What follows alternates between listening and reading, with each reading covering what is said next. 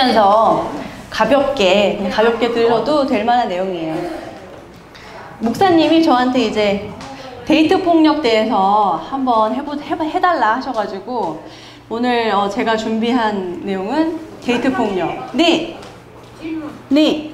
데이트 상대가 없는데. 그럼 이제 손녀 계시잖아요. 손녀딸 계시니까 데이트를 잘 들으시고 데이트. 제 인격이 아닌데요? 그러면 우리 여기 자매들 있거든요. 이제. 네. 괜찮습니다. 충분히 청춘이십니다. 하나 소개해 주실래요? 아멘. 우리 성도님들 다 들으셨죠? 네, 오늘은 제가 데이트 폭력을 그래서 가져왔고요. 여기 앞에 조명을 조금 꺼주시면 이 PPT가 조금 잘 보일 수 있을 것 같아요. 제가 왠지 폭력이라서 시뻘건걸 해왔거든요. 그랬더니 잘 안 보이는 것 같아요. 네, 데이트 폭력. 자, 목사님이 데이트 폭력을 요청해 주세요. 요즘 뉴스나 신문 보면은 심심치 않게 간간히 이렇게 데이트 폭력이 많이 올라와요. 근데 이제 이미 다 이렇게 결혼하시고 하신 분들은 사실 잘 안 와닿으시는 그런 제목이지만은 자식들 공부시키고 대학 보냈다고 끝이 아니잖아요. 또 결혼을 또 잘 좋은 배우자를 만나서 해야 하고 또 이렇기 때문에 오늘 들은 내용을 가서 좀 자녀분들한테 말씀해 주셔서 좋고 청년 리더들이 이렇게 우리 자매 형제들한테 이렇게 해줘도 좋고 그리고 혹시라도 우리 청년들 중에서 오늘 강의 내용을 듣고서 뭐 마음에 힘든 게 있거나 좀 고민이 있으면은 언제든지 저한테 이렇게 따라와서 얘기를 해주셔도 돼요. 네, 이런 노래가 있습니다. 내 거친 생각과 불안한 눈빛과 그걸 지켜보는 너 그건 아마도 나야 전쟁 같은 사랑이라고 세상은 얘기합니다. 네, 어느 연애 시점이 막 3개월까지 막 괜찮아요. 그럼 그러잖아요. 좋을 때다. 나 100일이야. 막 이러면 야 좋을 때다. 근데 3개월 지나보세요. 뭔가 이 남자의 단점, 이 여자의 단점이 막 보이기 시작해요. 이제 막 이렇게 콩깍지가 좀 벗겨지는 거죠. 남의 남자가 더 좋아 보이고 남의 여자가 뭔가 더 예뻐 보이는 그리고 이게 세상에서 말하는 사랑이 전쟁 같은 사랑. 근데 이제 교회에서는 사랑에 대해서 얘기하면은 제이어스 찬양인데 뭐지? 사랑은 오래 참고 자신을 내어주네. 그러니까 우리는 너무 혼돈이 되는 거야. 사랑이. 그러니까 청년들이 교회에서 계속 사랑은 오래 참고 우리 고린도전서의 13장에 이런 거 듣다가 연애하면 이 한계선을 몰라요. 경계선을. 내가 다 줘야 될 것 같아. 근데 우리 교수님이 그러시더라고요. 하나님은 사랑의 하나님이시고 공의의 하나님이시다. 독도가 일본이 우리 땅이라고 한다. 사랑으로 내어줄 사람 있어? 있으세요? 내가 사랑하니까 독도를 내어주게 이런 분 없죠? 그게 바로 이제 공의의 개념인데 제가 데이트 폭력을 사실 논문 주제로 하다가 따로 공부를 하고 있었는데 개인적으로 반성이 너무 많이 됐어요. 제 연애사를 돌아봤어요.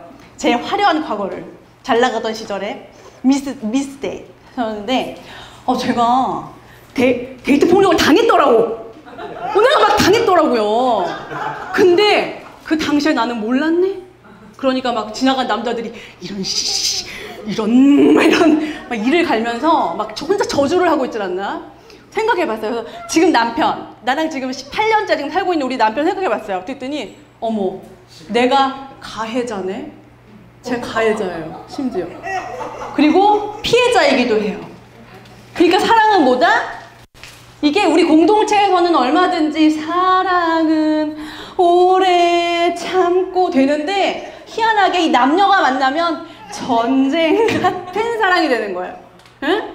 그러니까 아무리 그리스도인이라도 이 남녀가 만나면 어쩔 수 없어. 막 그리스신 헤라가 막 나타나. 막 질투의 화신. 제가 연애 때 별명이 질투의 화신이었거든요. 질투의 화신. 지금은 뭐 그런 거 없는데 연애 때는 아주 그냥 불같이 막 남편을 막 감시하고 막 그랬었어요.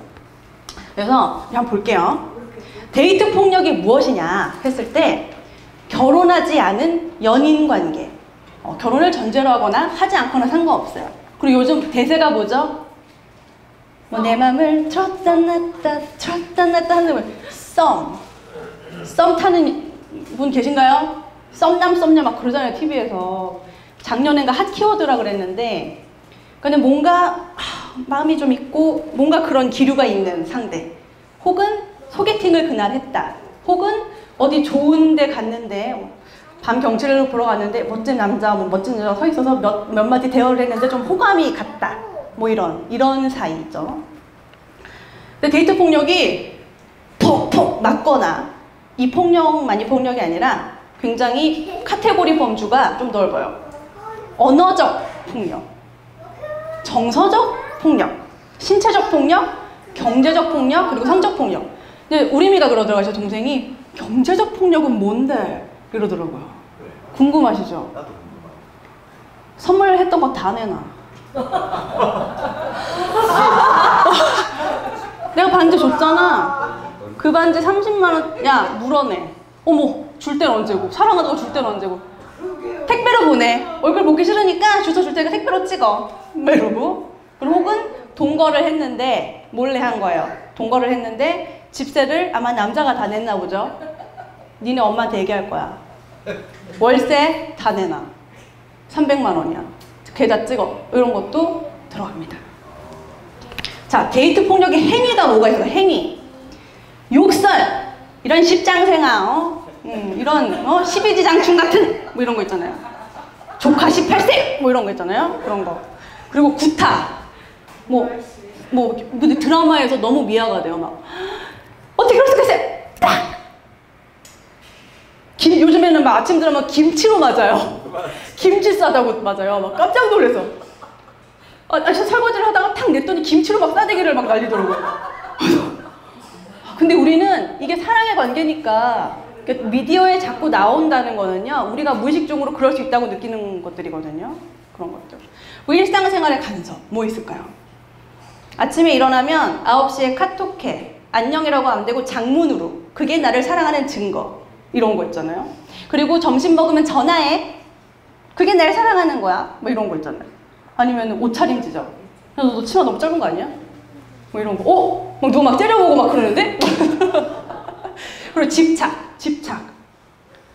막 계속 연락해요. 전화를 안 받으면 보통 한 번 하고, 있잖아, 급한 일이 있어가지고 그러니까 내가 거기 12시에 시간 되니까 그때 전화 좀 해줘 하는데 막 뭘 하고 딱 봤는데 부재종이 막 120통이야. 120통. 미저리예요, 이거 미저리. 그리고 성관계를 했잖아요. 요즘 몰카 있잖아요, 몰카 굉장하다. 막 셔츠에도 달려있고. 저도 요즘 화장실 가잖아요, 공중화장실. 그럼 괜히 위축돼. 왜? 괜히. 그리고 괜히 혼자 막 단추 같은 거 나사 있잖아요. 그럼 뭐 이렇게 막 막아요. 아줌마지만. 좀 이따가 와. 그리고 이걸 가지고 이제 협박을 해요, 협박을. 동의 안 한 거, 동의한 거 다 상관없이. 그리고 아까 말씀드렸죠? 피해자 가족에게 동거 사실을 알리겠다고 협박하는 거. 그리고 요즘에 신조어가 등장했습니다. 뭐죠? 안전, 이별. 희한한 말이 생겼어요. 안전, 이별.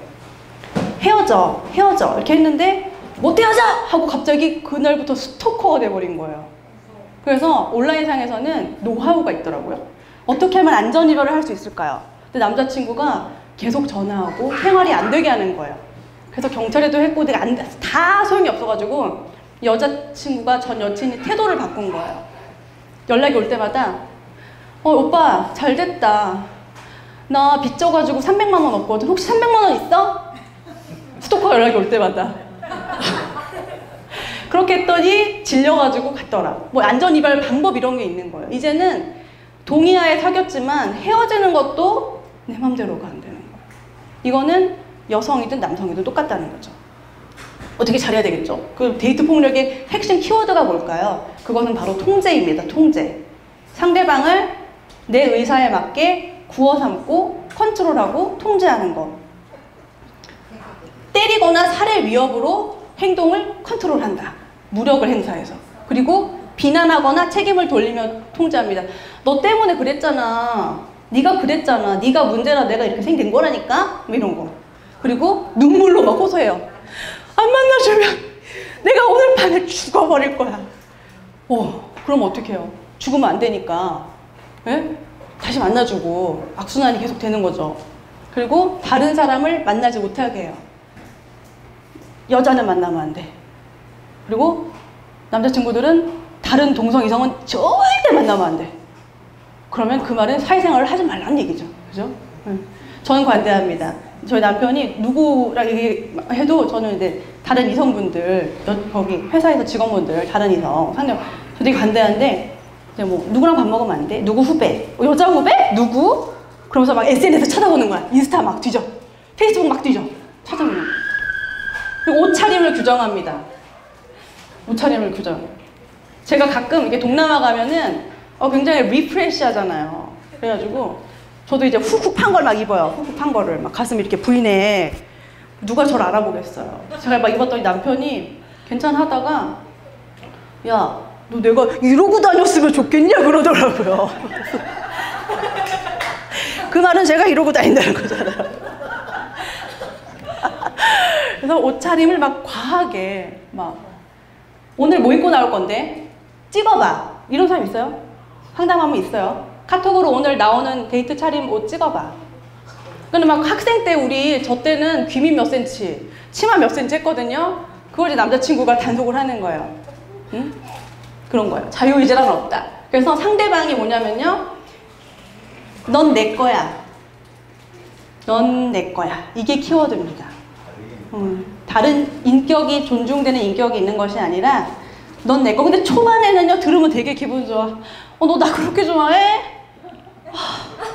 나 이번에 만난 남자가 나 너무 좋아해. 근데 이게요 1년, 2년, 3년 계속돼 보세요. 미칩니다. 미쳐요. 미쳐요. 그래서 우리 그러잖아요. 사랑은 뭐 구속이라고.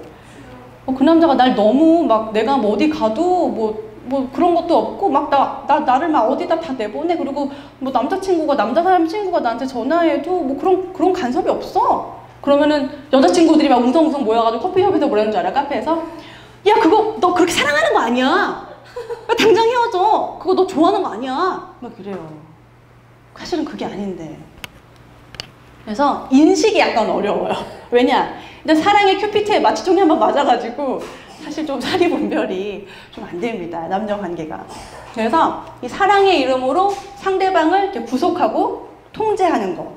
그리고 이거를 미덕으로 또 사회가 조장을 해요. 미디어에서도 영화에서도 끊임없이 재생산이 되는 거예요.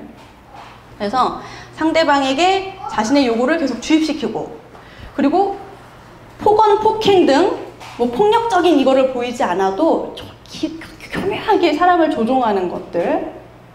그 당시에는 모르는데 헤어지고 나면 꼭 깨달아지거든요. 그런 것들이 다 이렇게 데이트 폭력의 행위에 들어갑니다. 그러면은 어느 선까지인데요? 그렇게 궁금하지 않으세요? 어느 선까지인데? 어떻게 해야 되는데? 물어볼 수 있는데, 이 교제라는 것이요, 전혀 모르던 사람하고 오늘 만나서 이제 의사소통이 되는 거잖아요. 그러니까 서로 맞춰가는 과정이 필요하거든요. 근데 내 의견을 상대방이 받아주면 돼요. 서로가 왔다 갔다 핑퐁 게임처럼 하는데, 어느 날 갑자기 뭔가 내가 일방적으로만 맞춰주는 것 같다. 일방적으로 라고 느끼면 조금 의심을 해보시고요. 그리고 연애 전후로 내 생활 패턴이 달라져요. 집에 아주 늦게 들어가게 된다거나, 뭐 동아리 활동, 취미 생활을 못하게 됐다거나, 생활 패턴의 변화가 분명히 생깁니다. 그리고 인간관계의 폭이 좁아져요. 왜죠? 다른 사람 못 만나게 하니까. 사회생활, 뭐 독서 모임에 다른 남자, 다른 여자 있으니까 못 나가게 하니까 그 생활, 그 반경이 굉장히 좁아집니다. 그러면은 이제 만나는 사람의 요구하는 대로만 살고 있다는 것이거든요, 결과가. 그러니까 내가 주체적인 사람이, 내 자유의지가 있어서 오늘은 어디 가고 뭐 그게 아니라, 그러면 조금 뭔가 좀 이 관계가 좀 위험한 것이 아닌가? 라고 조금 생각해 보실 수 있어요. 자, 연인 사이에 성폭력이 있겠죠? 당연히 있습니다. 대법원에서 부부 사이에도 강간이 인정이 됐죠. 자, 성관계 도중에 피임기구 사용을 거부. 막 부끄러워 하시는데? 왜 그러세요? 괜찮습니다. 그리고 이별 통보 후 만약에 상대방 여자가 낙태를 했잖아요. 그럼 그게 낙태죄가 저희 나라에는 아직 처벌이 되거든요. 그거를 경찰서에 신고하겠다고 협박을 하는 거예요. 너 그거 협박? 내가 이거 경찰 신고한다. 너 그거 했잖아. 같이 했는데. 그리고 싸운 상태에서 원하지 않는데 억지로 요구한다던가, 뭐 나체 사진, 성관계 영상, 이제 몰카로 협박을 한다던가. 사실 이게요, 남성 중심의 성문화 때문에 그런 거예요. 남자의 성적 욕구를 당연시하고 여자는 뭔가를 이렇게 줘야 되는 그런 분위기 있죠. 여자를 성적 대상하는 분위기가 있습니다. 제가 저희 희원이가 5살 막 정신없이 뛰어다니는 우리 희원이한테 제가 5년 동안 키우면서 단 한 번도 허락하지 않은 것이 있어요. 뭘까요? 이거는 절대 제 눈에 흙이 들어가다 꼭 지키는 거. 이제 공원에서 막 같이 여자애들 남자애들 노는데 여자아이가 엄마 나 쉬야 하면은 어머니들은 꼭 화장실에 가서 소변을 누게 하세요. 화장실에서 여자아이들은. 근데 남자아이들은 막 수풀에 막 들어가 있어요. 그리고 막 생수병에 막 담아놔요. 세상에 제 조카가 게토레이 병에다가 쉬아를 했는데 제가 모르고 마실 뻔했잖아요. 노란 게토레이인 줄 알고. 어머 형님 인도네시아에서는 이렇게 새노란 거 나오네. 근데 동서 그거 오줌이야 그러시더라고요. 큰일 날 뻔했죠. 그래서 제가 희원이를 단 한 번도 화장실이 아닌 장소에서 소변을 누게 한 적이 없어요. 왜 그럴까요? 여자들은 소변 나오는 곳, 아기 나오는 곳, 생리 나오는 곳 다 다르거든요. 생식 구조가. 근데 남자들은 그 정액이 거기 배출되는 곳하고 소변이 나오는 곳이 똑같습니다. 그래서 네 소변을 네가 통제해서 참는 법을 알아야 돼. 무의식적으로 제가 뭘까요? 가르치는 거죠. 어미로서. 건전한 이 성적 태도, 성적 행동을 위해서 제가 희원이한테 사실은 가르치고 있는 거예요. 하고 있어요. 그리고 조사를 해봤더니요. 이게 이제 2006년도에 한국 여성의 전화에서 이 데이트 폭력이라는 개념을 해외에서 들여왔어요. 왜냐? 한국 여성의 전화는 주로 여성들의 성폭력이라든지 가정폭력을 상담하는 단체인데, 여성 단체인데요. 거기서 상담을 해봤더니 가정폭력이 많이 했는데 조사해보니까 결혼 전에 이미 이 폭력적인 상황을 맞닥뜨리고 계신 거예요. 그래서 아하, 이 결혼 전에 이런 교육을 하고 이 데이트 폭력을 이게 인식화시켜서 일원화시켜서 이거를 명칭을 확실하게 하고 하면은 뭐가 예방이 되겠죠? 가정폭력이 예방이 되겠죠. 그래서 이 데이트 폭력이라는 말이 나왔고요. 네, 범죄의 위험성을 좀 더 공론화하기 위해서 나왔습니다.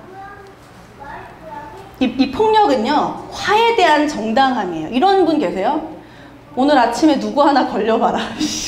오늘 나 화났거든? 일진 세다. 어딜 운전하다 누구 하나 걸리기만 해봐라. 이러는 분이 계시거든요. 제 주변에도 몇 분 있어요. 그리고 화에 대한 정당함. 네가 나 화나겠잖아. 야, 네가 나 화나겠잖아. 연인 사이에선 자주 이래요. 근데 사실 여러분, 내 화는 내가 처리해야 되는 거거든요. 그거를 정서를 이렇게 푸는 거거든요. 근데 그거를 체계를 막 전가해서 뭔가 이 싸우고 이런 상황이 굉장히 당연해지게 되는 그런 것. 그리고 이 데이트 폭력을 연인 사이에 되니까 좀 사적인 영역. 니들 일이지. 그러니까 수면 위로 드러나지 않기 때문에 이 사적 영역으로 치부해서 굉장히 사소한 일로 이제 하는 그런 분위기들. 그리고 데이트 폭력은 이 두 사람의 일이거든요. 그렇기 때문에 더더욱이 외부에서 껴줘야 돼요. 안 그러면 피해자는요, 절대 못 빠져나와요. 1년이고 2년이고 정말 밖에서 구출이 될 때까지는 안 됩니다. 그래서 우리 교인분들 뭐 이렇게 상담하시고 성도님들 이렇게 하시잖아요. 그럴 때 만약에 이런 상황이 있다, 가정폭력 이런 상황에 놓였다 하시면은 그냥 그건 그 가정의 일이지라고 하시면 절대 안 돼요. 사회 악 중에 하나거든요. 그러니까는 바로 목사님께 알리시거나 전문기관의 도움을 받거나 꼭 해야 합니다. 그래서 피해자가 계속 노출되면요, 점점 더 고립이 돼요. 더 악의 구렁텅이에 있어야 되는 거예요. 네, 우리 정서적 폭력을 정리해왔어요. 자, 나의 과거, 결혼하신 분들은 나의 과거의 연애를 생각해 보시고, 이제 우리 미혼인 청년들은 이제 내 연인, 옛 연인, 뭐 미래에 만날 연인도 좋고 생각해보세요. 정서적 폭력. 같이 죽자고 한 적이 있다. 다른 이성을 만나는지 의심한다. 제가 굉장히 많이 했어요. 누구와 함께 있는지 항상 확인한다. 너 누구랑 있어? 막 거의 CCTV 수준으로. 친구들을 못 만나게 한다. 저도 좀 이랬고요. 다른 사람과 통화하지 못하게 한다. 네 전화는 내 거야. 나 전용인 거죠. 그리고 통화가 될 때까지 계속 통화한다. 100통이고 200통이고. 그리고 일정을 통제하고 간섭한다. 학원 가지 마. 오늘 학원 가지 마. 왜? 나랑 놀아야 돼. 그러니까 모든 일정을 막 방해하는 거야. 그리고 학과 동아리 활동을 못하게 해요. 아니 취업도 안 돼 죽겠는데 막 아무것도 못하게 하면 뭐 나만 보고 살라는 건가? 이런 친구들이 있어요. 그리고 옷차림을 제한하고 상대방의 이메일, 사귀면은 조건이 이제 이메일 비밀번호부터 이제 서로 교환하고 수시로 들어가서 누가 댓글을 어떻게 담기는지, 그리고 댓글 담긴 여자애가 이쁜지 남자애가 잘생겼는지를 이제 확인하면서 이제 계속 체크를 하고, 이게 정서적 폭력에 들어가고요. 언어적 폭력. 사귀다가 내가 잘못했거든요. 끝까지 내가 잘못했다고 인정을 안 하네. 네? 그런 상황. 그리고 수시로 욕을 해요. 거의 입에 뭘 물었어요. 막 뭐만 하면 뭐 십장생 계속 나오고, 듣기만 해도 불편하잖아요. 십장생 막 그런 거요. 그리고 안 좋은 일이 있을 때마다 너 때문이야. 근데 이거 계속 듣잖아요? 그럼 진짜 나 때문인 것 같아요. 그 상황에 있으면 내가 잘못됐나? 내가 이상한 사람인가? 이런 생각을 하게 돼요. 그리고 과거에 했던 실수를 좀 용서 좀 해주지. 예수님도 우리 한 번에 다 구원해 주셨는데 끝도 없이 그랬잖아, 싸웠잖아. 그 일만 가지고 싸워야 되는데 그 과거의 것이 수면 위로 계속 올라오는 거야. 그래, 이게 그런 상황이잖아. 너 2년 전에 나한테 했던 거, 너 아직도 못 고치고 과거의 일을 끊임없이 수면으로 끌어올리는 거야. 그리고 다른 사람과 비교합니다. 아, 내 여자친구는 막 이런데 걔는 막 그래. 막 내 남자친구는 뭐 백 사줬대. 남자친구 누구 친구 백 사줬대. 뭐 사줬대. 어디 데려갔대. 막 이런 거 있잖아요. 열등감 생기게 비교하는 거. 이게 이제 언어폭력. 그리고 위협을 느낄 정도로 소리를 막 질러요. 왜 화난다고 왜 소리 지르는 거. 그 옆에 있는 사람은 굉장히 무섭습니다. 정말 위축되고요. 이것도 폭력이에요. 그리고 친구들 앞에서 다 같이 밥 먹는데 막 무시하고 업신여겨요. 그리고 우리 효원이 응가가 마렵대요. 할머니한테 가자. 응가 좀 도와주세요. 그리고 헤어지고 나서 집이나 학교에 끊임없이 찾아와가지고 만나달라고 조르는 거예요. 다시 만나자고 막 카톡, 이메일 막. 그리고 죽여버린다고 협박하고. 너 가만 안 둘 거야. 너 나랑 헤어졌지? 나 말고 딴 놈 만나기만 해. 하고 막 주시하고요. 그리고 친구들이나 가족들 비방합니다. 너네 엄마 마음에 안 들어? 너네 아빠 마음에 안 들어? 네 동생 마음에 안 들어? 네 남동생 마음에 안 들어? 가족들 막 비방하는 거야. 이게 언어폭력이고요. 성폭력은 내가 원하지 않았는데 성관계를 강요하는 거. 그리고 내가 원하지 않았는데 음담패설하는 거. 성희롱이죠, 이거. 그죠? 내가 원하지 않는데 막 몸을 막 가슴이나 성기를 터치한다거나 내 기분에 상관없이 키스를 한다거나, 그리고 뭐 애무를 하도록 강요한다던가, 내가 노라고 얘기했는데 혹은 그렇지 않아도, 그리고 뭐 성기 삽입을 하려다 직전에 그만두거나 한 적이 있거나, 그리고 어떤 야동에 나오는 그런 이상한 거를 막 하자고 막 그런다거나, 그리고 뭐 싸우고 나서 대화로 좀 기다리고 이렇게 풀어야 되는데 뭐 몸으로 풀려고 한다거나, 그리고 내가 원하지 않았는데 그런 성관계 도중에 영상을 찍는다거나, 이런 것들은 성폭력에 해당이 됩니다. 그리고 신체적 폭력. 집에 못 가게 막고 물건을 막 집어 던져, 화난다고 막 집어 던져 부수고, 그리고 발로 문을 차거나 화난다고 막 벽을 막 근데 영화에 이런 거 있어요. 막 그럼 막 남자답게 화난다고 그러면 사실 그게 아니고 폭력인 거죠. 그리고 막 아우 이런 거 있잖아요. 막 화난다고 아우 말고 막 이런 거 있잖아요. 그리고 뭐 밀치거나 여자들은 막 이렇게 꼬집거나 막 이렇게 핥히거나 싸대기를 때리거나 그런 거, 물건으로 때리고 손발로 때리고, 막 요즘에 심하면 목을 조르고, 그리고 뭐 나를 자해하는 거예요. 상대방을 하는 게 아니라 나를 그 사람 앞에서 자해하는 것. 그리고 아이고. 네, 그리고 흉기로 이렇게 위협하는 거. 칼이나 뭐 뾰족한 거나 이제 그런 걸로. 이게 이제 신체적 폭력입니다. 크리스천 연인 설문조사를 했어요. 뉴스엔조이에서 16년도에 했나 이거를 온라인으로 했거든요. 근데 크리스천 연인 중에 데이트 폭력 중에 뭐가 가장 심할까요? 했더니 희한하죠. 성폭력이 가장 심합니다. 이 데이트 폭력 저지른 가해자가 기독교인이라고 말한 응답자가 50명 중에 38%예요. 그러니까 크리스천이라고 해서 별반 사실 다르지 않은 거예요. 이 성교육을 받거나 이렇게 해야 되는데 그렇지 않은 거예요. 그래서 이 데이트 폭력을 겪은 피해자 33명 중에 21명은 그 당시에 아무 대응도 못했대요.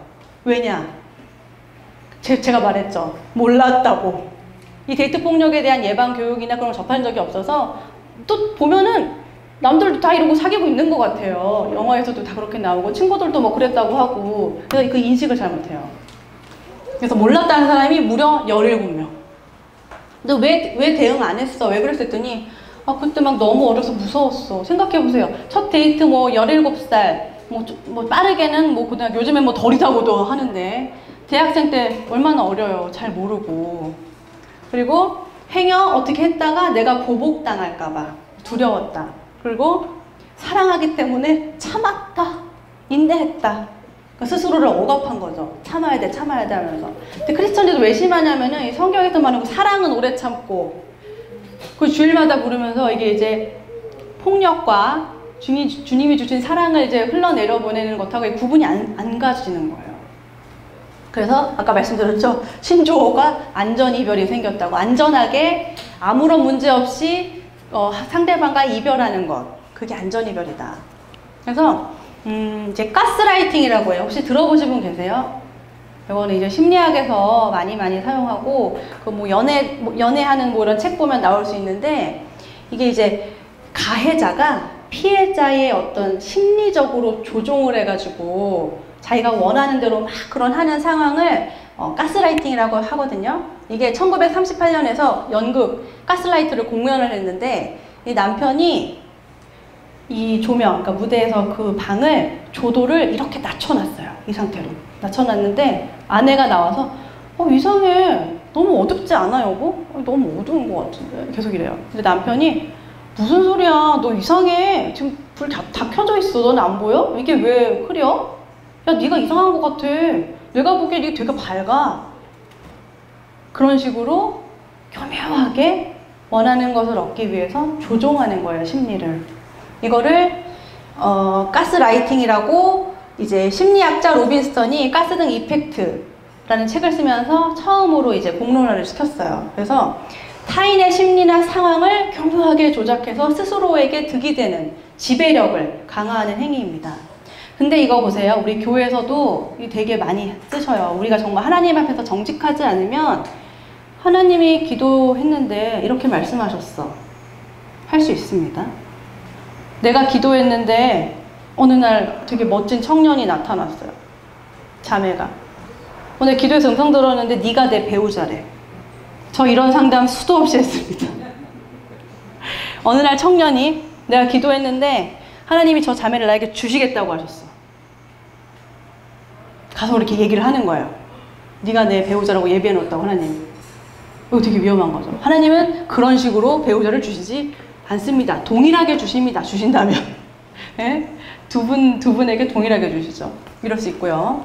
그래서 계속 이런 상황에 놓이잖아요. 그래? 어두운가? 내가 보기에는 어두운가 밝은가 하다 보면은요 위축이 되고요. 진짜 그런가 싶고 판단력을 결국에는 상실해버려가지고 자기가 주체적으로 어떤 판단을 못하게 되는 상황이 돼요. 그럼 결국엔 뭐가 되겠죠? 가해자에게 심하게 의존하는 상황이 됩니다. 그 사람 말이 다 믿고 내가 이상하거나 내가 틀렸구나 하는 그런 상황이 돼요. 그래서 심리적으로 조종을 받는다는 거예요. 그래서 이런 가스라이팅은요 연인 그리고 가족한테도 엄마가 딸한테도 할 수 있어요. 아빠가 딸한테도 할 수 있고 아빠가 자식한테 할 수 있고 이런 식으로 할 수 있고요. 이거는 단편적으로 일어나는 게 아니고요. 마치 습관처럼 아주 오래 장기적으로 일어나는 현상입니다. 그래서 막 내가 잘못한 게 없는데 뭔가 잘못한 것 같고 괜히 막 미안한 감정이 들어가지고 괜히 막 그 사람 말을 더 믿게 되는 그런 심리 상태입니다. 자, 그런데 이 90%가 성폭력이든 가정폭력이든 데이트폭력이든 피해자는 90% 이상이 여자예요. 그런데 희한하게 남성 피해자가 지금 거의 한 두세 배 정도로 증가를 하고 있어요. 2016년에는 신고 전화 이제 들어온 것이 458명이었는데 2017년에는 977명이에요. 늘었죠. 그리고 2016년에는 여성은 확실히 많아요. 2016년에 데이트폭력 신고한 여성이 6,702명. 올해로 작년이 8,703명. 여성이 폭력 피해자가 되는 상황이 훨씬 많지만 남성 피해자가 늘어나고 있다는 것도 상당히 주의 깊게 볼 점입니다. 근데 2018년에 올해 처음으로 1,000명 넘을 것 같대요. 근데 왜 얘기 안 했냐, 왜 신고 안 했어? 이렇게 하면은 남자분들은 창피해서 그래요. 근데 남자가 맞았다, 폭력을 당했다 그러면은 수치심이 된대요. 수치심, 창피한 거. 그래서 신고를 못한 거. 그래서 이 남성 피해자가 증가하는 거는요, 이 여자친구들이 요즘 성평등 교육, 양성평등 교육을 굉장히 많이 받고 있거든요. 이 교육을 받은 여성들이 남성이 전하는 일상적인 언어폭력 상황에 굉장히 적극적으로 대처를 하고 있다는 결과입니다. 근데 그럼에도 불구하고요, 폭력은 안 되는 거죠. 여성이나 남성이나 사람이나 동물이나 폭력은 안 되는 거거든요. 그래서 이 연인 간에 보통 말싸움이 시작돼서 이제 폭력으로 갑니다. 그리고 재범률이 되게 높아요. 했던 거 또 하고 또 때리고 또 때리고 미안하다 빌고 무릎 꿇고 빌다가 또 때리고 재범률이 굉장히 많습니다. 잠시만요. 가끔 튕기더라고요. 네, 감사합니다. 그래서 이 교회에 데이트폭력 피해자가 찾아옵니다. 상담을 하거나 우리 구역 식구분들께 도와주세요 요청하거나 청년 리더들이나 이제 자매들, 청년들한테 이렇게 내가 했는데 남자친구, 여자친구가 나한테 이렇게 하고 있어. 그럼 우리가 어떻게 이 목회 돌봄을 해야 될까? 피해자를 여성의 목소리, 여성의 신학. 그러니까는 내가 힘들었던 거를 자책하지 않고 얼마든지 얘기할 수 있도록 그 목소리를 들어주는 것, 목소리에 힘이 되도록 힘을 실어주는 것이 굉장히 중요하고요. 피해자를 정죄하면 안 됩니다. 이 순결 지키는 그게 있잖아요. 그래서 너가 왜 갔어? 그러니까 차를 왜 탔어? 그 야심한 시간에. 응? 그거 왜 따라갔어? 알지도 못하면서. 그러니까 내가 걔 이상한 애라 그랬잖아. 걔를 왜 만났어? 이런 식의 정죄하는 거는 절대 하시면 안 돼요. 굉장히 자존감이 아주 바닥으로 우울감이 지금 굉장히 큰 상태이기 때문에 정말 위험합니다. 그래서 피해자를 돌봐줘야 돼요. 어떻게 하냐면요, 얘기하는 거 들어주고 따뜻하게 담요를 덮어준다거나 따뜻한 차를 그때 대접을 한다던가 비난하지 않고 잘 들어주고, 그리고 힘을 실어주는 거. 괜찮아, 네가 잘못한 게 아니야, 그 사람이 잘못한 거야, 괜찮아 하고 지지해주는 것. 그리고 이런 거, 저희는 또 하나님의 용서라는 패러다임이 있기 때문에 용서하라고 강압적으로 강권하지 않기. 예를 들면 이런 거야. 너가 이런 일이 생기는 거에 하나님의 뜻이 있겠지. 네가 맞은데 뜻이 있겠지. 이런 말인가요? 이런 게 정말 도움이 안 된다는 거죠. 심지어 이런 경우도 있었어요. 신학생이 아까 저기 통계했던 분들은 거의 다 신학생이에요. 신학생들이에요. 남성 신학생들인데, 이 자매가 교회 목사님한테 가서 이런 일이 있었어요. 목사님 어떻게 할까요? 했더니 목사님이, 걔는 신학생이야. 앞날이 창창한 애야. 네가 참아야 되지 않겠니? 이랬다는 거예요. 세상에, 그런 사람은 목사가 되면 안 돼요, 여러분. 예? 하나님도 다다가 이렇게 번쩍 놀라실 거예요. 그런 사람이 이제 갱생을 해야지, 참아주면 안 됩니다. 고쳐야지. 예? 그죠? 저만 이렇게 생각하는 거 아니죠? 그죠? 그쵸. 그래서 교회 내에서 이런 식으로, 우리 경양교회는 굉장히 깨어있는 교회예요. 이런 거 잘 안 해요. 제가 지금 남편 섬기는 교회 같이 다니고 있잖아요. 다니고 있는데 제가 이렇게 이거 한다고 하니까 거기서 그러면 여기서도 한번 해주세요. 그때 저희 남편이 소화를 못 하실 텐데요. 그러더라고요. 못 받아들이실 텐데 안 될 건데 이러고 있더라고요. 혼잣말로 애들이. 내가 찾아봤더니까 아니야 여기서는 너 그거 하면 안 돼. 여기는 보수적인 교회야 그러더라고요. 그러니까 경양교회는 막 데이트 폭력을 얘기하고 막 성경 안에서 여성의 목소리, 여성신앙을 얘기하고 막 그러는 페미니즘 막 흐름을 공부하고 하는 것이 굉장히 깨어 계신 성도님입니다. 목사님도 굉장히 깨어 계시고 경청해 주신 성도님도 아멘이죠. 정말 이런 성교육이 필요한데 사실은 외것처럼 뭐 부부학교 정도 그 정도 하지 이런 예방교육은 사실 전혀 하고 있지 않습니다. 목회자 우리 전도사님, 리더들, 목사님, 청년 리더들 어떻게 도와줘야 할까? 나는 상담 전문가가 아니다를 10번 외치십시오. 상담가가 되기 위해서는요, 그 상담하잖아요. 그러면 그 녹음 파일을 듣고 그걸 다 써요. 그걸 추거록이라고 하는데, 미쳐요. 저는 그게 너무 하기 싫어요. 녹음해가지고 계속 들은 거를 그대로 속기하는 거예요. 그러면서 그걸 읽으면서, 점점점. 이때 내담자가 점점점이라고 했습니다. 그럼 거기에 의미를 찾고 이런 훈련들을 계속하고 나 자신에 대한 성찰을 계속 슈퍼비전을 받거든요. 훈련을 받거든요. 근데 그게 안 된 상태에서 하면은 어떤 말이 그 사람한테 관역이 돼서 화살이 돼서 날아갈 수 있을지 몰라요. 그래서 그게 굉장히 중요하고요. 여성 문제는 여성주의 관점에서 접근해야 합니다. 그 삶의 경험이 없는 분들은 사실 접근하기가 조금 힘드세요. 제가 남편의 가장의 어려움을 몰라요, 잘. 그저 진짜 힘들구나 하고 공감할 뿐입니다. 왜냐 제가 가장으로 안 쓰고 저는 카드를 막 쓰는 입장이어가지고 받아 쓰는 입장이고 잘 모르죠. 그래서 목회자가 피해자를 사실 상담하는 거는 권하지 않고요. 주변에 전문 상담가가 있거나 기관이 있다면 그쪽으로 연결해 주는 거를 훨씬 더 권해드립니다. 그래서 여러 방면으로 피해자의 상황을 살펴야 되고요. 경험이 많은 사람이 피해자를 맡는 것이 제일 좋아요. 그리고 피해자를 비난하고 정죄하지 말고 무조건적으로 지지해 주세요. 이게 어떤 말이든 거기에 놓여있는 사람은 트라우마가 생기거든요. 그래서 절대 비난을 해주시면 안 됩니다. 굉장히 자존감이 낮고 우울하고 불안한 상태예요.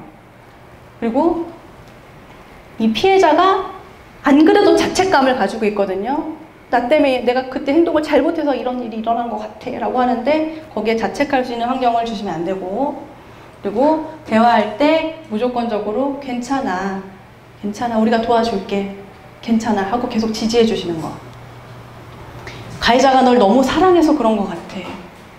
정원이가요 제 어릴 때 남자친구들이 막 때리고 그러면은 동네 막 이모 언니들이 야 걔가 너 좋아하나 보다. 남자애들은 좋으면 막 아이스케키하고 때리고 부르잖아.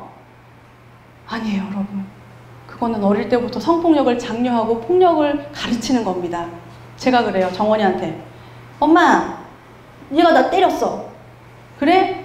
그건 폭력이야 정원아. 제가 가르쳐줘요. 야 걔가 너 좋아해서 그래 정원아. 이렇게 안 하는 거죠 제가. 예? 여러분들도 이렇게 해주셔야 됩니다. 알았죠? 야 네가 조금만 더 참아. 맞았는데 어떻게 더 참아요 여러분. 그죠? 맞았으면 안 맞아야죠. 보호를 받아야죠. 이렇게 말을 한다거나 야 남자가 그럴 수 있는 거야. 응? 혹시 여자면 야 걔 성격이 좀 까칠하잖아. 걔 여자이지 그럴 수도 있지. 걔가 원래 그래 성격이. 이것도 안 되는 거고. 그리고 하나님이 이 세상에서 너에게 말씀하시는 무언가가 있을 거야. 최악입니다. 최악. 제일 안 되는 거고요. 그리고 이것도 속상해. 기도하면서 하나님 뜻을 구해보자. 안 돼요. 아셨죠 여러분? 안 돼요. 오시면 절대 이거 안 돼요. 안 됩니다. 그래서 상황을 피해자한테 몰아주는 거는 하면 안 돼요. 떼어주셔야 되고 보호해 주셔야 됩니다. 피해자가 만약에 강간을 성폭행을 당했다면 순결 얘기는 하지 마세요. 절대로. 이 교회에서는 많이 하시거든요. 하지 마시고 이 교회 다니는 여성에게 이중고를 줘요. 양 부담이 하나가 더 온다는 얘기예요. 세상에 그런 어떤 가치를 가진 여성들보다. 그래서 이거를 지켜야 된다고 배운 여성이 목회자를 찾아가가지고 제가 이런 일을 겪었습니다. 당했습니다. 할 거는 정말 큰 용기를 가지고 온 거거든요. 그러니까 이 용기를 낸 여성한테 그러니까 진짜 성관계를 한 게 맞아? 라고 되묻지 마시라는 거예요. 믿어주시고 지지해주시고 전문 기관이나 상담사에게 이렇게 해주시라고. 그리고 어떻게 말을 해줘야 되느냐. 목회자는, 리더는 성관계를 했다고 해서 네가 더럽혀진 게 아니야 라고 말을 해주셔야 되고요. 순결이라는 틀 안에 매일 필요 없어 라고 말씀을 해주셔야 합니다. 그리고 성관계를 했다고 그 남성과 반드시 연인관계를 유지할 필요가 없어 라고 바르게 이렇게 얘기를 해주시면 좋습니다. 이렇게 해주셔야 되고요. 세 번째는 이제 우리 리더들이 성평등을 공부를 하셔요. 지금은 너무 많이 하고 계시죠, 우리 성도님들은. 그래서 이 남성 중심적으로 사고하면은 피해자 마음을 헤아리기가 참 힘듭니다. 그래서 무심결에 던진 말이 상처가 되고, 그리고 데이트 폭력, 성폭력의 개념을 정확하게 아셔야 또 도움을 주실 수가 있고요. 그리고 꾸준히 이렇게 교육을 받거나 책을 읽거나 하시면 좋고요. 그리고 교회 내에 가지고 있는 이 암묵적인 가부장적인 문화들을 조금 바꿔나가시려고 노력을 좀 하시고, 그리고 전문 상담 기관을 미리 이렇게 숙지하셔가지고 이렇게 연결을 해주실 수 있으면 또 좋습니다. 그리고 이렇게 우리 성도님들처럼 같이 교육을 이제 받으시는 거죠. 그래서 피해자가 목회자가 좀 부담스러울 수 있잖아요. 그래서 같이 이제 성도님을 찾아가거나 할 수 있거든요. 그럴 때 가해자를 두둔하지 마시고, 그리고 이 목회자는 이 공동체 구성원의 교양과 이 책임의식을 이렇게 함양할 또 그런 책임이 있으시거든요. 또 교육을 받으시면 좋고, 전문가를 초빙해서 이렇게 특강을 또 하고, 뭐 제가 전문가라는 얘기는 아니고요. 그리고 이 목회자가 이제 여성 문제를 직접 공부해서 또 설교를 하셔도 되고, 설교가 참 교회 안에서 참 좋은 그 선포적 가르침이거든요. 그리고 교인들 역시 남의 일이라고 생각하지 마세요. 우리가 누굴 만날지는 알 수가 없습니다. 누굴 만날지 불특정 자수, 아직 연인 없으신 분, 짝지 없으신 분. 그래서 내가 잠재적인 피해자가 될 수가 있고 또 내가 가해자가 될 수가 있고 그렇습니다. 그래서 미리미리 대비를 해주시면 좋아요. 자, 전문기관을 소개해드리겠습니다. 한국여성의 전화가 대표적이에요. 그래서 이런 일이 있으면 이 번호로 전화를 하시고, 그리고 약간 교회적인 내용, 교회적으로, 크리스천 마인드로 기독교적으로 상담을 하고 싶으신 분들은 기독교 여성 상담소, 그리고 카톡에서도 할 수 있어요. 우리 정연백 여성부 장관께서 따로 이렇게 여성폭력 사이버 상담 하셨거든요. 카톡으로도 얼마든지 할 수 있습니다. 그리고 만약에 신체적으로 그리고 성적으로 폭력을 당했을 경우에는 반드시 112에 신고하시고 그 상태 그대로 증거가 있어야 되기 때문에 해바라기 센터가 있거든요. 해바라기 센터는 성폭력 전문 돌봄 기관인데, 거기 가면은 만약에 뭐 술자리 같은 데서 남자분이 내 엉덩이를 이렇게 만졌다 그러면 그 치마 그대로 들고 가세요. 들고 가면 약품을 뿌리거든요. 그러면은 그게 다 나와요, 지문이. 그래서 어느 정도의 압력으로 이 엉덩이를 만졌느냐가 화학적으로 데이터가 나옵니다. 이 치마를 그냥 들고 가라고요. 에? 가고, 그리고 씻지 마세요. 막 죄책감에 막 씻고 그러거든요. 몸 씻고 찝찝하고 막 수치감에 그대로 가셔야 돼요. 그대로. 그래야지 온전하게 법적으로 도와드릴 수가 있습니다.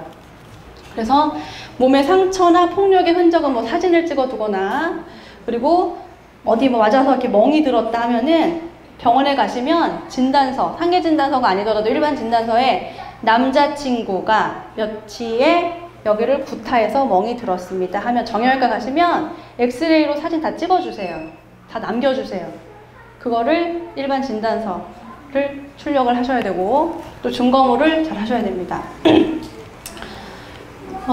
근데 그럼 그런 사람들을 어떻게 구별을 해요? 그래요. 어떻게 상대방이 뭐 이렇게 알 수가 없잖아요. 그러면은 제 친구들한테 물어봤더니 배틀그라운드 아세요? 배틀그라운드 모르세요? 게임을 하는데 그게 뭐 사람 쏴 죽이는 그런 게임이거든요. 아유, 저희 남편도 그걸 해요. 저희 남편은 얌전하게 해요. 죽으면 죽었다 이렇게. 폭탄 맞았어. 여보 나 폭탄 맞았어. 잘했어. 1등이야. 이런 수준으로 하면 괜찮아요. 근데 배틀그라운드 하는데 아이 십장 생새끼 내가 죽일 수 있었는데 아이 쌍 이렇게 막 과격하게 게임 뭐 극한 게임을 막 목숨을 걸어서 하는 사람 있잖아요. 연인으로 조심하세요. 그리고 운전을 하는데 저희 아버지는 10년 무사고시거든요. 이게 차가 아니고 저희 남편은 저희 장인어른 차를 타면 되게 힘들어해요. 너무 천천히 간대요. 장인어른 아직도 운전 이렇게 천천히 하셔도 보다. 근데 우리 미도 천천히 하고 우영이도 참 운전을 참 얌전하게 잘해요. 이런 남자 만나세요. 이런 여자 만나고. 근데 막 운전하는데 막 껴들었는데 우와 막 하고 막 우와 막 하고 막 있잖아요. 그리고 막 창문 열고 우와 막 이러고 있어. 아니 그냥 먼저 가세요. 제가 아는 분은요 면허를 땄는데 얼마 안 된 거예요, 언니가. 그래서 야 나는 도로 위에 천사야. 그랬더니 왜? 나 운전 못하니까 다 가세요. 그래서 다 양보한대요. 그래서 천사래요 자기가. 그래서 내가 언니 나도 운전 그렇게 나중에 해야 되겠다. 근데 저도 모르겠어요. 제가 이걸 잡으면 어떻게 될지. 제 성격에 막 질주할지 막 안 비켜요 막 이럴지 모르겠어요. 저도 이런 사람 위험합니다. 잠재적으로 이 화가 나는 거를 처리하는 걸 볼 수 있어요. 교제 전에 약간 썸남이 있다. 운전하는 거 잘 보세요. 응? 그리고 게임 한번 시켜보세요. 배틀그라운드. 막 죽어라 막 목숨 걸고 한다. 고작 게임인데 막 그러면은 결혼할 때 액자 집어 던집니다. 네. 그리고 젠틀해. 멀쩡해요. 예뻐요. 멀쩡해. 남자가 멀쩡한데 교제하면서 이렇게 멀쩡한 거예요. 멀쩡한데 뭐 폭력도 없어. 멀쩡한데 나랑 결혼하려면 난 하나님의 비전이 있는 사람이거든. 네가 전적으로 나한테 희생해야 돼. 내 비전에 따라와. 좋은 말인데 뭔가 좀 껄쩍지근한 거죠. 응? 일방적으로 하나님의 비전을 따라오라는 거예요. 너가 헌신해야 되고 네가 정말 희생해야 되고 내가 하나님의 이런 비전이 있기 때문에 네가 나를 적극적으로 지원해줘야 돼. 그러니까 헌신을 강요하고 이런 남자도 위험합니다. 저희 남편 그러더라고요 저한테. 뭐야 프로포즈 할 때 너가 하나님이 너한테 기대하는 가장 좋은 것, 하나님이 너한테 기대하시는 것, 그리고 하나님이 나한테 기대하시는 것 우리 같이 만들어가자. 내가 도와줄게 그랬어요 저한테. 뭐야 너 공부하고 싶어? 내가 너 도와줄게. 그래서 저희 남편이 제 학자금을 아직도 갚고 있습니다. 매월 15만 원씩. 남편이 물어봐요. 이번 달에 하면 얼마 남아? 여보 아직 300 남았어? 300. 말이 이렇게 무섭습니다. 약속을 함부로 하지 마세요. 이렇게 하고 있어요. 그리고 제가 책을 참 좋아하잖아요. 매월 10만 원 뭐 이렇게 책 살 돈을 따로 저한테 줘요. 얼마든지 볼 수 있게 배려해 주는 거죠. 얘 키우면은 제 거 잘 못 사잖아요. 그러니까는 막 결혼을 막 일방적으로 나한테 팔로미 막 하는 사람은 위험해요. 결혼은 같이 하나님 앞에서 기도하면서 맞춰가야 되는 거거든요. 근데 막 일방적으로 내가 대장이야. 제사장. 내가 대장이니까 헌신해야 돼. 막 이런 태도 하는 분들은 아주 위험합니다. 네. 재고하세요.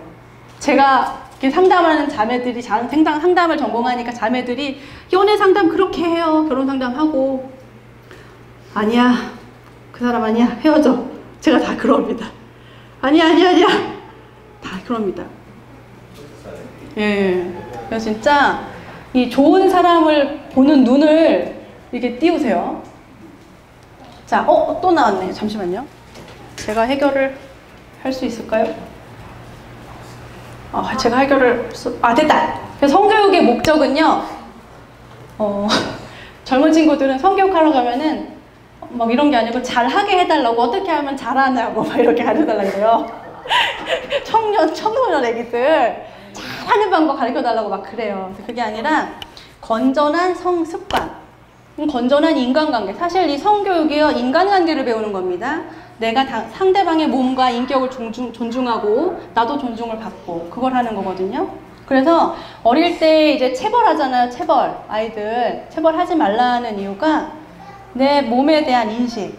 이렇게 맞고 크잖아요. 그러면은 이렇게 데이트 폭력 상황이 돼도 잘못하면 맞는다 라는 게 무의식적으로 있어요. 내가 잘못하니까 맞았지. 왜냐면 우리 엄마 아빠도 나 잘못하면 때렸거든. 이렇게 되거든요. 그래서 막 구약에 뭐 회초리 뭐 주님이 때리려고 그랬다고 하시는데 그거 너무 좋아하셔. 이제 안 하셔도 돼. 놓으세요. 사랑의 회초리.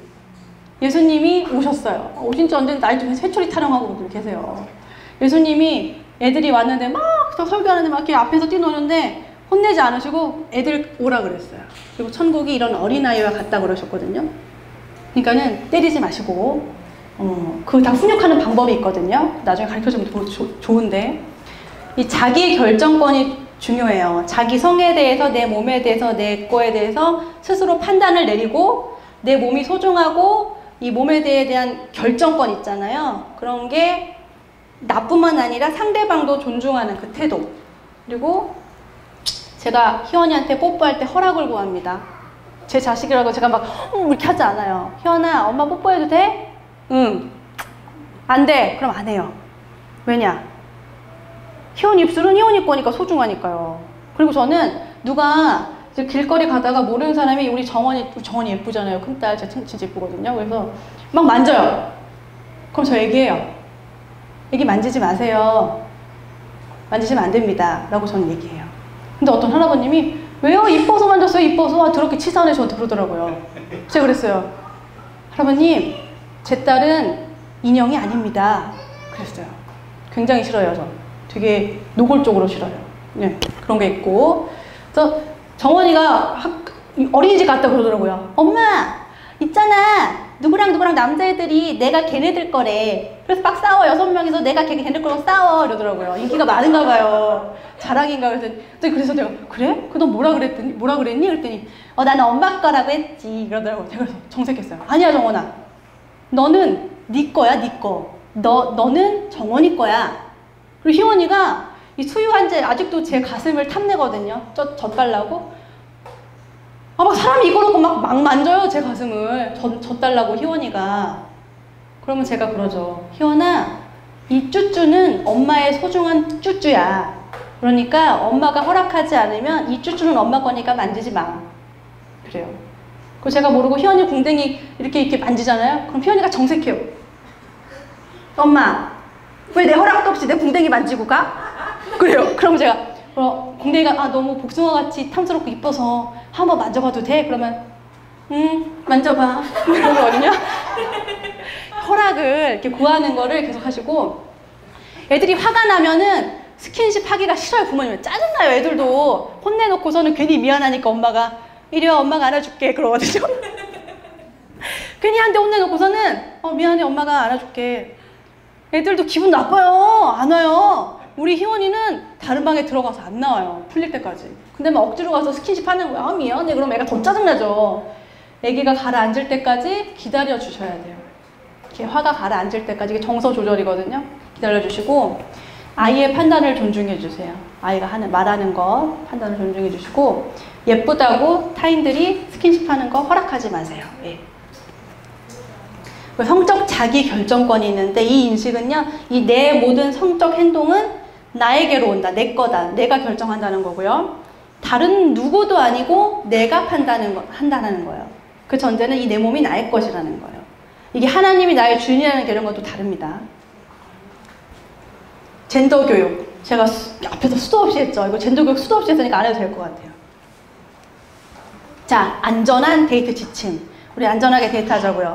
자, 여러분에게는 스스로 성적인 한계선을 정하고 이거에 대해서 상대방과 소통할 권리가 있어요. 권리가. 자, 성적 행동에 대해서 스스로 한계선을 정하세요. 친구를 만나, 여친구를 만난다. 미리 얘기하세요. 나는 손잡는 것까지. 나는 뽀뽀까지. 뭐 이렇게 하고, 그리고 파트너에게 그거에 대해서 명확하게 얘기를 해주세요. 남자, 여자는 초능력자가 아닙니다. 몰라요. 말 안 해주면 몰라요. 예. 그래서 하시고, 노는 노고, 예스는 예스입니다. 이중적인 메시지를 던지지도 마시고, 그걸 받았을 때는 꼭 물어보세요. 예, 의사소통을 잘 하시면 돼요. 당신의 결정과 선택에 확신을 가져라. 괜찮은 여자, 괜찮은 남자가 되려고 하지 마시고 내 판단과 내 직관을 믿으시란 말이에요. 노는 노고 예스는 예스인 거예요. 세 번째, 깨어있는 상태를 유지하라. 뭘까요? 데이트 폭력, 성폭력, 뭐가 들어가요? 술이 들어간다. 이러면은 많이 일어납니다. 여러분, 내가 어떤 것이든 상황을 통제하는 것의 가장 최선은요, 내가 깨어있는 거예요. 깨어있어요. 그래서 저는 술을 안 마시기도 하고 좋아하지도 않고, 저는 술 분해하는 효소가 몸에 없어가지고 가까이 하지 않고 전혀 안 마시거든요. 근데 아예 그런 자리도 가지 않아요, 저는. 왜냐면 시편 1장에 복이 있는 사람은 복이 있는 자리에 가는 거거든요. 예, 그걸 명시하세요. 이거는 뭐 어떤 사람은 여자가 술자리 가면 그럼 그런다는 거야 라고 얘기하는데 저는 그게 아니라 이거는 하나님이 주신 말씀을 근거해서 복이 있는 사람은 복이 있는 곳에 가는 것입니다 라고 인식을 하시면 좋으시고요. 그래서 무슨 일이 벌어지는지 파악을 해야 돼요. 파악을. 깨어있어요. 그래서 이런 사람이 있거든요. 술 마시면은 진중한 얘기를 할 수 있다고. 취중진담이라고. 나 왜 음담패 소리 떠올랐지? 저 음란박이가. 그래서 취중진담 하잖아요. 그래서 술을 먹여보래요. 근데 그게 아니라요. 여러분 멀쩡한 정신에 진실된 이야기를 할 수 있는 사람을 만나세요. 술이 들어가서 굳이 그렇게 얘기하는 사람은 좀 이상해요. 아니 멀쩡한 정신으로 얘기를 해야지 왜 굳이 이상하지 않으세요? 네, 그런 사람 만나지 마세요. 네, 그리고 새로 만난 데이트 상대에서 알아보세요. 요즘에는 막 SNS 발달되어 있어가지고 얘가 뭘 좋아하고 뭘 먹고 다니고 뭐하고 놀고 뭘 배우고 다니는지 커서 뭐가 되고 싶은지 다 알 수 있거든요. 그래서 좀 좋죠. 그런 건 좋은데 또 주변 친구들도 보세요. 같이 만나요. 친구들하고 같이 어울려서 한번 만나보고 상대방이 어떤 친구들이 있는지도 좀 지켜보고 그러시면 좋으시고 통제력을 유지하세요. 통제력 뭐냐면요. 내가 영화 티켓을 한번 하면은 상대방에서 피자를 사주고 네. 한 300만 원, 500원짜리 백을 받으면요. 통제권이 누구한테 갈까요? 만약에 남자가 여자한테 한 300, 500 백을 사준다. 통제권이 누구한테 있겠죠? 돈을 쓴 남자한테 있습니다. 그래서 어떤 심리가 되냐면 내가 이거 사줬으니까 너도 나한테 뭘 줘야지. 이렇게 됩니다. 네? 이렇게 돼요. 음흉하게 돼요. 그래서 데이트가 정말 인격이 만나서 사랑을 해야지 거래가 되지 않게 하시고요. 빚지지 마세요. 네, 상대방 빚지지 마시고 뭐 처음 만난 남자가 차 태워준다. 타지 마세요. 걸어가세요. 아니면 현금을 많이 해서 택시 타세요. 네. 아니면 아빠한테 전화하세요. 네. 네. 제가 우리 우영이한테 고마웠던 게 있어요. 제가 그 남자친구하고 저는 헤어졌을 때 나 이제 헤어져야 되겠어. 난 말하러 갔는데 세상에 우리 우영이가 한 몇 미터, 한 10m 밖에 나무에서 이렇게 지켜보고 있었대요. 이러고 제가 걱정이 돼가지고. 근데 제가 어디서 막 당하고 이런 성격은 아니거든요. 제가 때리면 때렸지. 근데 걱정이 됐나 봐요. 동생 입장에서는 그랬더라고요. 이렇게 좀 이렇게 주변에 만약에 그런 상황이 되면 좀 심어두세요. 심어두시고. 자, 요즘에는 무슨 자기 방어 프로그램 되게 많아요. 그래서 호신술인데 호신술 뿐만이 아니라 그냥 태권도처럼 막 그런 함양하는 게 아니라 악한 그런 상황에서 뭐 이런 거. 그러니까 누가 나를 잡았다 그러면 뭐 어떻게 하더라? 뼈 뭐 이렇게 하래요. 그러면은 이렇게 하니까 그때 도망가야 된대요. 그런 거 있거든요. 자기 방어술 있어요. 인터넷 찾아보면 있어요. 배울 수도 있어요. 그런 거 배우세요. 배우시면 좋고 내 직감을 믿으세요. 제가 이 직감으로 강간당할 뻔한 경험에서 벗어난 게 많이 있어요. 그러니까 이런 상황이 되는 거예요. 어떤 상황이, 그러니까는 어떤 남자나 상황이 내가 필이 나빠요. 희한하게 직관이 있어요. 그때 내가 이상한가 봐. 이상해. 내가 이상한 거야. 내가 문제가 좀 있어. 이렇게 하지 마시고 내면의 울림, 목소리를 믿으셔야 돼요. 그래서 내면이 보내는 경고고 신호거든요. 이거를 그런 강간이나 그걸 처해 계신 분들이 그러시더라고요. 그걸 느꼈다고. 가면 안 된다는 내 내면의 소리를 들었는데 설마 하고 간 거예요. 그러니까 꼭 직관을 믿으세요. 직관을 꼭 믿으세요. 자기 자신을 믿으라는 거예요. 내 내면에서 오는 소리와 경고를. 그리고 우리 대학생들 같은 경우에는요. 신입학 해가지고 첫 번째 방학 하기까지가 레드 존입니다. 위험 기간이에요. 그때 자유를 느끼고 그런 것도 있는데 OT다, 미팅이다. 그때 이제 술 마시고 많이 밖에서 돌아다니거든요. 자유를 수능 끝나고 그때가 이제 레드 존이에요. 자녀들 잘 가르쳐 주시고요. 그래도 이제 미성년 친구들 그때 이제 조심하고. 자, 실제 위험에 빠졌다. 내가 진짜 실제적으로 위험에 빠졌다면 첫 번째, 평정심을 유지하세요. 호랑이 굴에 가도 정신만 차리면 산다라는 속담이 있습니다. 평정심을 찾으시고 상황을 살피고 신속하게 행동하세요. 여기서부터 저기까지의 거리가 내가 뛰어가면 얼마나 될까?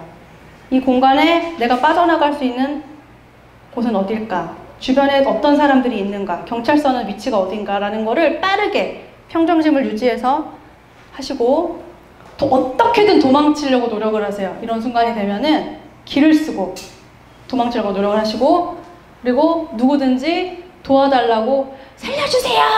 도와주세요! 하다못해 불이야! 라고 꼭 도움을 요청하셔야 합니다. 그리고 필요하다면 공격하세요. 여자들이 제일 안 되는 게 그런 상황에서 다른 사람을 이렇게 때리는 거, 밀치는 거. 이 폭력을 못 하거든요. 하셔도 됩니다. 충분히. 얼마든지 소란을 떨어셔도 되고 뭐 누나를 뽑아도 되고 다 괜찮으니까 하세요. 하셔야 돼요.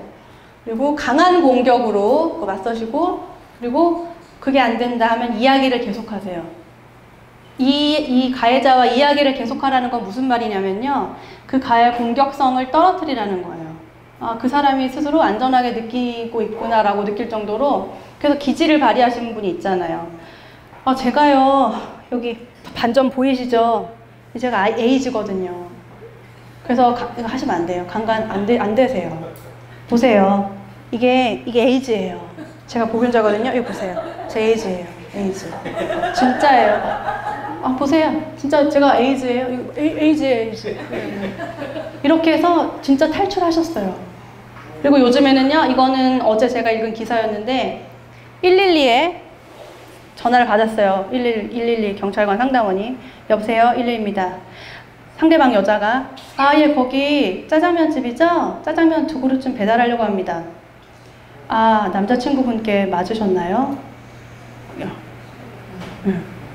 이렇게 기지를 발휘하시라는 거예요. 예, 여기 어디 모텔 203호고요. 짜장면 2개 배달이요. 경찰이 출동합니다. 이렇게 해서 사신 분들 계세요. 네, 기지를 발휘해서. 그리고 뭐 이런 것도 있어요. 그러니까는 여자친구 집에 스토커 남성이 쳐들어온 거예요. 예? 근데 이제 어머니, 장모님이, 그러니까 장모님이란 자꾸 그 엄마가, 그래, 내가 너 좋게 봤어. 내가 너 사이 삼고 싶었잖아. 계속 그렇게 구슬려가지고 내보낸 다음에 신고를 하신 거예요. 그러니까는 이야기를 하면서 이렇게 빠져나오셔, 시간을 버셔도 좋고, 마지막은 유혹적인 이미지를 깨세요. 운전하다가 갇혔어요. 남자가 안 내려줄 것 같아요. 예? 처음에 남자가 태웠는데 드라이브 하자더니 이상한 데로 가요. 예, 유혹적인 이미지를. 이 남자는 지금 뭔가 기대하고 있잖아요. 뭘 깨냐면 트름을 하세요. 하세요. 아, 제가 짜장면 먹었더니 냄새 너무 나네요. 죄송해요. 막 트름하고, 어머, 여기 오니까 갑자기 나무가 저한테 말을 걸어요. 어머, 나무가 말을 걸어요. 방귀 끼세요. 방귀 끼시고 코 파세요. 막, 아니, 공기가 미세먼지가 요즘 너무 심해가지고 제가 진짜 막, 혹시 휴지 있으세요? 코딱지가 이렇게 많이 나온지 모르겠어요. 네, 깨세요. 내가 내 자신이 진저리가 나고 막 미칠 정도로 깨세요. 모든 걸. 그니까요. 막 귀도 막 목욕한 지 좀 돼가지고 너 덥지 않아요? 그러더니 뭐 그런 거 있잖아요. 아, 피부병 걸려가지고요. 깨세요. 그래서 환기를 시키세요. 유혹적인 이미지를 깨세요. 이렇게 깨시면 되고. 안 넘어가네 또. 아, 이거 안 도와주네 오늘. 자, 안 도와주네. 하나가 더 있는데 어떻게 해야 되죠? 아, 된 거죠? 자, 이렇게 하시고, 자, 이제 가해자가 될지도 모르는, 어제 저도 제가 말씀드린 제가 가해자라고. 제가 가해자예요. 저 남편이 아무런 스킨십을 안 하는 거예요. 보통 막 손잡고 뽀뽀하고 하잖아요. 그 정도는. 근데 정말 아무런 스킨십을 안 하는 거예요. 그래가지고 제가, 아, 이 사람이 뭔가 좀 문제가 있는가 보다 해가지고, 네, 제가 이렇게 가해자가 된 적이 있어요. 네, 그렇습니다. 그래서 지침을 드리자면, 상대방의 어떤 성관계에 대해서 넌지시 얘기하거나 그걸 해야 된다고 압박하지 않기. 그리고 가해자도 예비 가해자도 이렇게 깨어 있어야 돼요. 술 마시지 않게 깨어 있고. 그리고 취한 사람은, 취한 여성은 당할 만하다 라는 생각도 이제 안 되는 거고요. 그리고 상대가 뭘 원하는지 나는 알고 있어. 독심술 하지 마시고 꼭 물어보시고, 그리고 남자든 여자든 내가 안 되는 건 안 되는 겁니다. 아, 여자들이 안 되는 건 사실 된다는 거야 라는 그런 거 있거든요. 그렇지 않습니다. 안 되는 건 안 되는 거다. 노는 노다. 그리고 서로 끊임없이 소통하세요. 서로 정말 제가 연애를 다시 하고 싶더라고요. 데이트 폭력을 공부하고. 왜냐면 남편하고 이걸 미리 알았으면 내가 정말 이 사람을 하나님의 어떤 주신 사람으로 인격적으로 존중하면서 그렇게 데이트도 해보고 했을 텐데 미성숙한 것이 아쉽더라고요. 그래서 우리 여러분들은 멋진 데이트를 하시길 바랍니다. 오늘 여기까지고요. 네, 경청해 주셔서 감사합니다. 네, 질문 우리 전도사님 항상 질문을 저에게. 아까 저기 그 데이트 폭력 상황이라는 네. 부분은 목회자라고 상담하지 말라고 네. 얘기했는데 네. 우리가 수업 시간에 저기 네. 상담을 네. 많이 봤는데 네. 왜 목회자라고 상담하지 말라고 하는 이유가 있습니까? 왜냐하면은 그 여성주의 입장에서 상담을 해야 되거든요. 그 작은 어떤 말이 정말 훈련되지 않는 상담가가 하면은 정말 좌절시킬 수가 있고 그런 상황 때문에 자해하거나 자살하는 분들이 많으세요. 그렇기 때문에 정말 보호하길 원하신다면은 내가 한 번도 해본 적이 없으시잖아요. 그쵸? 네. 내가 성폭력 내담자를 이것만 전문으로 하는 상담가가 계세요. 이것만 전문으로 하는 상담가가. 훈련이 안 된 상태에서 하면은, 그러니까는 왜 우리 수술 서전들도 대학 졸업하고 나서 바로 이렇게 하지 않고 수도 없이 연습하시는 것처럼 그렇게 이렇게 하는 게 훨씬 안전합니다. 네. 감사합니다. 혹시 질문이 더 있으시면, 네. 아까 제 친구 중에 성적 폭력이나 그런 정서적인 폭력을 당해서 그 친구는 믿지 않는 친구인데 제가 크리스천이기 때문에 저한테 상담을 하는 경우가 있는데 아까 제가 잘 얘기했던 게 이제 같이 기도해서 내가 같이 기도해줄게 하나님 뜻이 뭔지 한번 기도해보자 이 말 제가 진짜 많이 했어요. 근데 안 좋다고 말씀하셨어요. 그런 상황이 있을 때 그 친구가 저에 대해서 크리스천에 대한 거에 기대를 하면서 어떤 조언을 기다리고 있잖아요. 그래서 뭔가 기독교적인 관점에서 제가 어떻게 그러니까 단순한 격려 지지보다도 그런 입장에서는 어떻게 얘기할지 혼자 상담가 찾아가기가 굉장히 힘들어요. 용기가 없으면 같이 가주시거나 전화를 할 때 옆에서 있어 주시는 것만으로도 충분해요. 거기에서 어떤 쉼터를 제공해 준다거나 정말 상담을 연결해 주거나 할 때 사실 내담자들이 저희한테 오기까지가 너무 힘들어요. 네. 이것만 도와주셔도 큰 거예요. 그 이후에 같이 기도하자고 해주세요. 네. 이 폭력 상황에서 같이 기도하자는 거는 아무런 의미가 없고 마치 굉장히 날아가는 공허한 말 같아요. 그 피해자한테는. 그러니까 연결을 해주고 어떤 보호적 조치를 한 다음에 이제 같이 기도하자고 하는 것이 바람직합니다. 네. 이제 없으신가요? 네. 네. 네, 감사합니다. 감사합니다.